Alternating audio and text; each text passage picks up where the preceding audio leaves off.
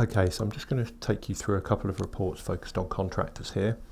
The first is the contractor's summary, and the second is a contractor's performance card. Both can be found in the left-hand menu.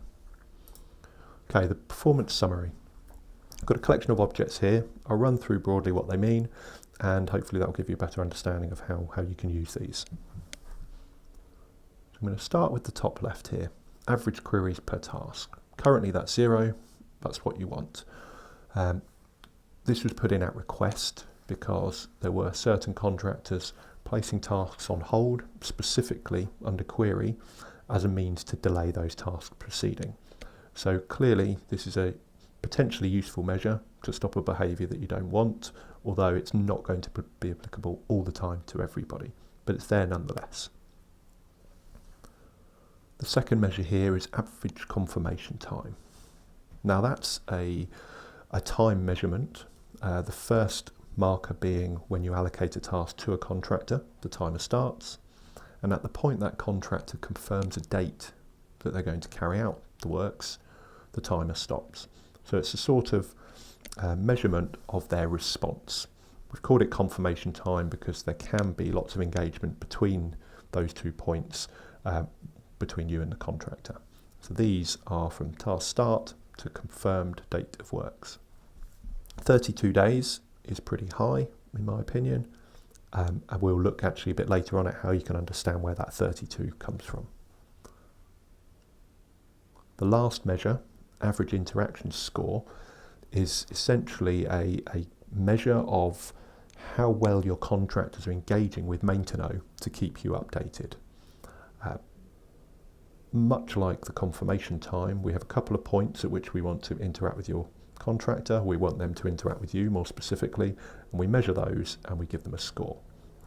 So if your contractor is always confirming they've received your task, they've confirmed a date, and then when they complete the works they confirm they've completed it, they should be having a 100% interaction score. They're constantly keeping you informed so you don't have to chase them. If they're ever missing any of those, so they carry out the works but don't mark it as complete, or they don't book in a time yet they do the works, they're not giving you enough information. You're probably having to waste time chasing them, and as a result this interaction score gives you a gauge of how well they are helping you understand what's going on. Underneath we have a row of charts. They're essentially your top or your best charts. So on the left we've got all of the contractors ranked in terms of spend, so you can see who you're spending the most with. It's the top 10.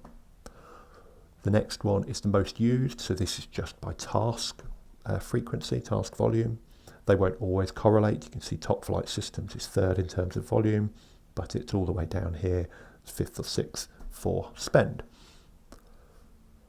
If we move on to the right, we've actually got 2 ranking charts based upon the above measures, confirmation time and interaction score.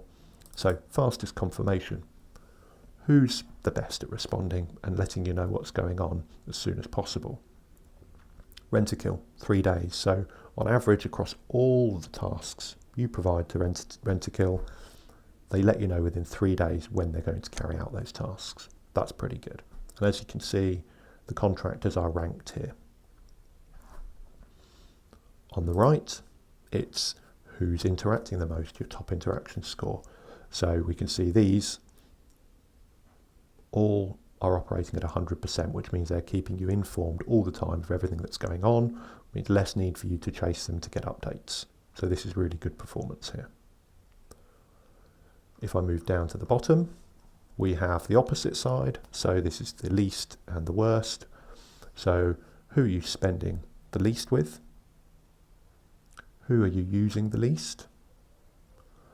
Who's the slowest to respond? Now, total gutter maintenance here is 103 days in our demo data. That's pretty poor. I'd hope that more than 3 months don't elapse on average for my tasks to have a confirmed date of works. So you can see your contractor performance here stacked of who's worst. In terms of interaction, you've got a similar chart. Who just isn't logging onto MaintenoAR, keeping you updated, making sure that all of those touch points are in and validated so you have an understanding of what's going on. Okay, so the next report I'd like to show you is the performance card here. So what this allows you to do is, at a glance, see what your contractors are doing for you right now and understand how they're performing for you, both currently and historically. You can also see how much you're spending with them and how many tasks you're allocating them over time. So it's a really useful tool, a powerful bit of insight to help you with contract negotiations or simple performance reviews. And the way it works is up here you select a contractor of interest. I'm going to pick Maintenance Co. Everything on the page will now relate to Maintenance Co. I can see we've got 457 active tasks with them. You can see a breakdown of the statuses of those here. I can see we've got 60 behind schedule. I can see the priority for us, so I can actually read here we've got 30 high priority tasks with this contractor that are behind schedule. I can then also see we've got 14 which are currently under query, again with our priority. So that's your at a glance line. Underneath that we've got now more historical metrics, so we've got 1,699 completed tasks.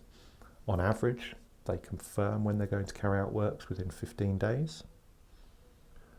On average, their interaction score with MaintenoAR is 98%. Now that's very high, so this is a good interaction score. And we've got the 0 average queries per task, which is what we want. It shows they're not abusing that functionality to put things on hold under query.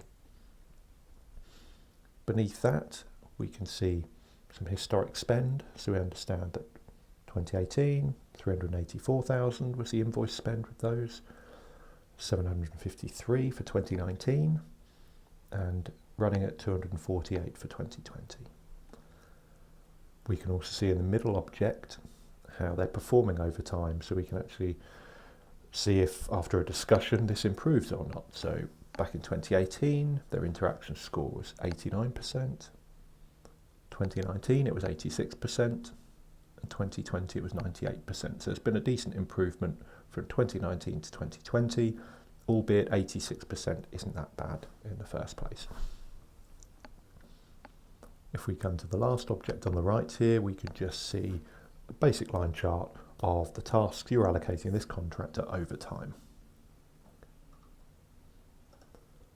As with the rest of MaintenoAR, if you want to break down these numbers further, you just interact. So if I click onto 2020 here for my interaction score, we can see actually for 2020 there were many weeks of perfect scores, a couple of weeks where it dipped, a low week at 92, but broadly you can see they're performing well, hence the average was high. Similarly, you can see how the task allocation looked throughout 2020 for those weeks. You can look at the confirmation time now for just that particular year. You also know there's 360 tasks that were completed for 2020, and actually of tasks that were for 2020, you've got 29 active open and 1 under query. This tells me that actually there are some tasks from 2019 that were still open or under query because those numbers were much higher before we focused on 2020. So I won't say too much more about that, but what you can see, I hope, is that you can clearly focus on a contractor and then understand how they're performing for you.